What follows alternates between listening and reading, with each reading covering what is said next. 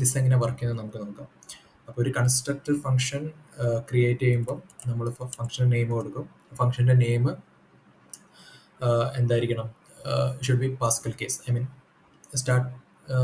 Starting letter should be capital, പിന്നുള്ളതൊക്കെ small letter. അങ്ങനെ Pascal കേസിലായിരിക്കണം ഫംഗ്ഷൻ്റെ നെയിം ഡിഫൈൻ ചെയ്യാൻ വേണ്ടിയിട്ട്.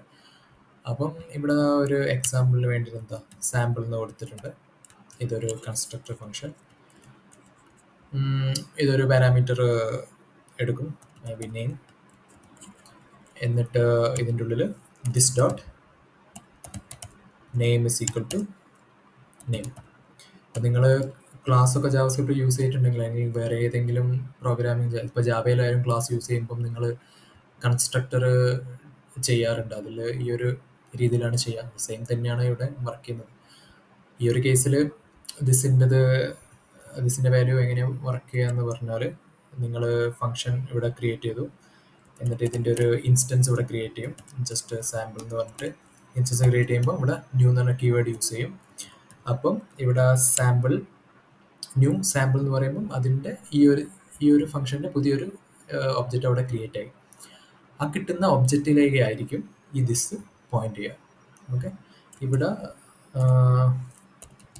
നെയിം, എന്തെങ്കിലും നെയിം കൊടുത്തു, എന്നിട്ട് സാമ്പിൾ. ഇവിടെ സാമ്പിൾ എന്ന് കൊടുക്കുന്നതിന് പകരം ഇവിടെ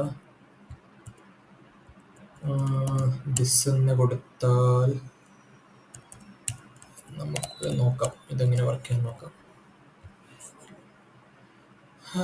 സാമ്പിൾ യെസ്, കണ്ടോ? അപ്പോൾ ഞാൻ പറഞ്ഞു, ന്യൂ എന്ന് പറഞ്ഞ കീവേഡ് യൂസ് ചെയ്യുന്ന സമയത്ത് ഈ സാമ്പിൾ എന്ന് പറഞ്ഞ ഇതിൻ്റെ പുതിയൊരു ഒബ്ജക്റ്റ് ക്രിയേറ്റ് ചെയ്യും, അല്ലെങ്കിൽ പുതിയൊരു ഇൻസ്റ്റൻസ് ക്രിയേറ്റ് ചെയ്യും. ആ ഇൻസ്റ്റൻസിലേക്കായിരിക്കും ഈ ദിസ് പോയിന്റ് ചെയ്യുക.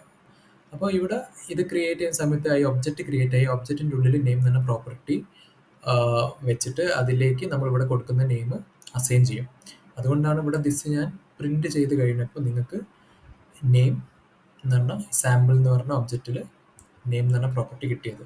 ഒന്നുകൂടി ക്ലിയർ ആകണമെങ്കിൽ ഈ കൺസോൾ ഡോട്ട് ലോഗ് ഇതിൻ്റെ മുൻപേ, അതായത് അസൈൻ ചെയ്യുന്നതിന് മുമ്പ്, അതായത് നെയിം എന്ന് പറഞ്ഞ പ്രോപ്പർട്ടി ക്രിയേറ്റ് ചെയ്യുന്നതിന് മുമ്പ് നിങ്ങൾ ദിസ് യൂസ് ചെയ്ത് കഴിഞ്ഞാൽ ചിലപ്പോൾ അത് എംപ്റ്റി ഒബ്ജക്റ്റ് ആയിട്ട് നിങ്ങൾക്ക് ഇവിടെ കാണാൻ പറ്റും. അപ്പോൾ റൺ ചെയ്ത് കഴിഞ്ഞാൽ കണ്ടോ, സാമ്പിൾ എംപ്റ്റി ഒബ്ജക്റ്റ്. പിന്നെ ആ ഒബ്ജക്റ്റിലേക്കാണ് നമ്മൾ നെയിം എന്ന് പറഞ്ഞ പ്രോപ്പർട്ടി വെക്കുന്നത്. അപ്പം ദിസിൻ്റെ വാല്യൂ അവിടെ റെഫർ ചെയ്യുന്നത് ഈ ഒരു ഒബ്ജക്റ്റിലാണ്.